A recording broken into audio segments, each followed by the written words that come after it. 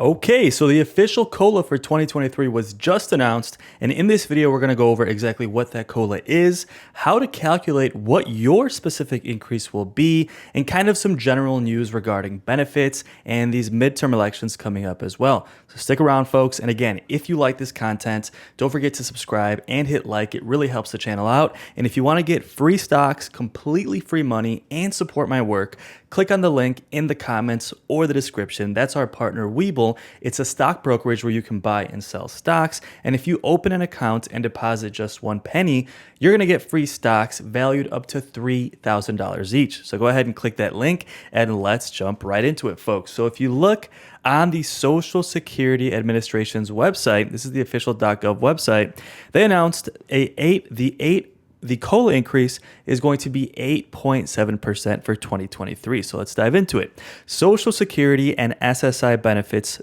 for approximately 70 million Americans will increase 8.7% in 2023, the Social Security Administration announced today.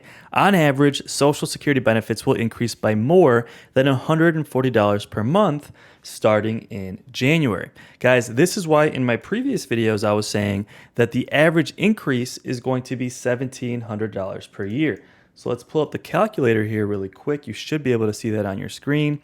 So if the average benefit is going up by $140 per month, you multiply that by 12 months per year, that's $1,680 per year that the increase is going to go up for the average person. Now, let's say your benefit is lower. Let's say you have $1,000 per month benefit, right? And you want to know how much your benefit is going to increase every single month. So put your number in this example, it's $1,000 per month that your benefit is. You multiply that by 1.087.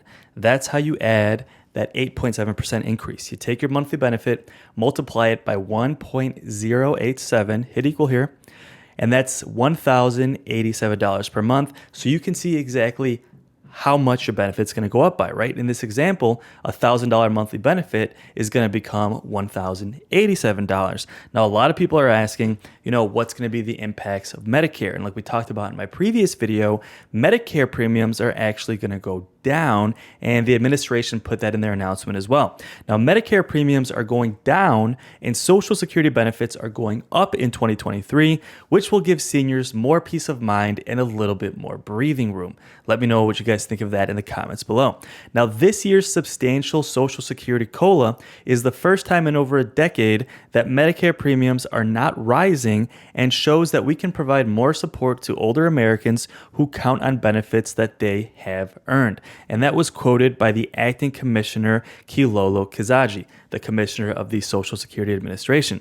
So let me know your guys' thoughts in the comments. Let me know how much your monthly payment is going to go up by. Do that calculation and let me know in the comments below.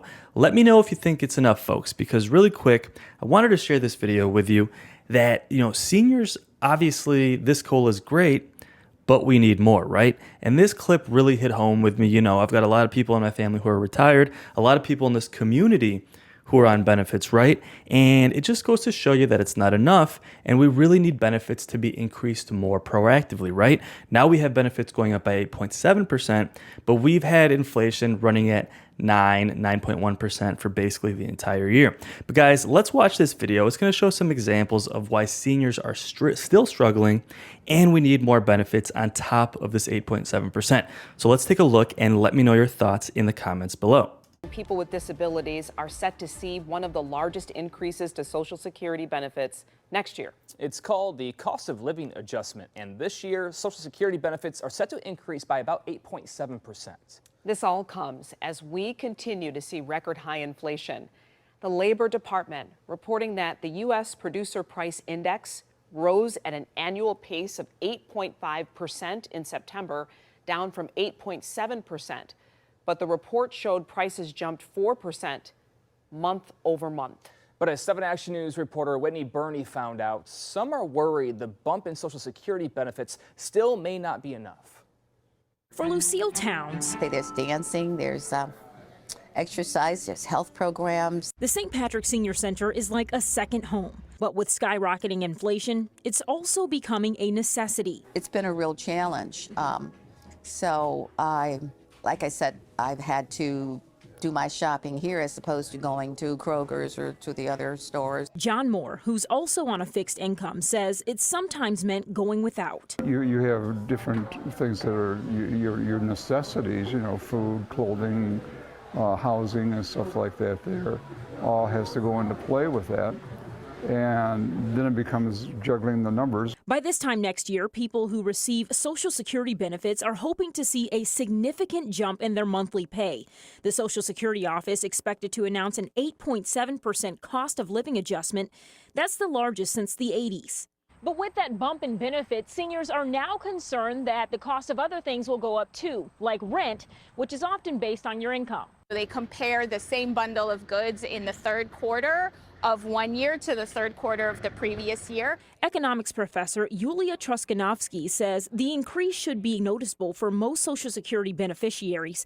And unlike other years, that COLA increase will not likely come with higher insurance rates. This year, for the first time in a long time, Medicare premiums are actually falling by a couple of dollars. Even still, there's concern that people on fixed incomes will struggle financially. While we recognize that it's probably one of the largest increases in the Social Security COLA over the last 40 years, we're not certain that it truly captures the full impact of inflation. Senior advocate Ronald Taylor says because the inflation data that determines the cost of living adjustment for 2023 is based on numbers from this year and inflation shows no signs of slowing down, help will still be needed. I think community-based organizations are going to continue to play a... Okay, so a lot to unpack there, right? But basically the main point here is these COLAs are always trailing. So we've had terrible inflation all year.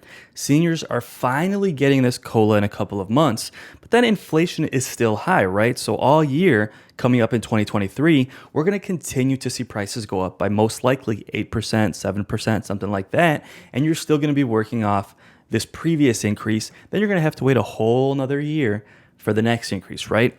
This is why a lot of the things President Biden promised would really help people on benefits right now the most. Now, with these midterm elections coming up, folks, on November 8th, this is going to make a big difference here, right? Because every single seat in the House, all 435 seats in the House and 35 out of 100 seats in the Senate are up for re-election, right? So you get out there and vote, and this could have an impact on who's controlling Congress and what initiatives get done when it comes to either changing benefits, increasing benefits, protecting them, or maybe even potentially kind of, putting them on the chopping block like President Biden said recently. But guys, let me know your thoughts in the comments. One last thing I want to point out is the way COLA is calculated. They basically take inflation and they use this formula called CPIW, and it's slightly different than what you hear when they say CPI, right? So CPI and CPIW are basically two ways to measure inflation.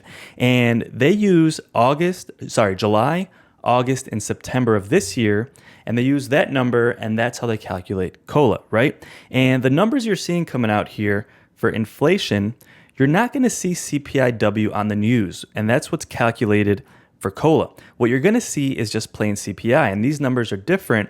We're getting a lot of questions in the comments as to why COLA is 8.7%, but then, CPI is coming out only at 8.2%.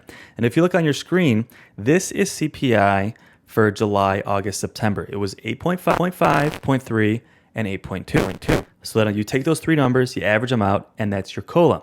So a lot of people are saying, well, if these numbers are lower than 8.7, how is the COLA coming out to 8.7?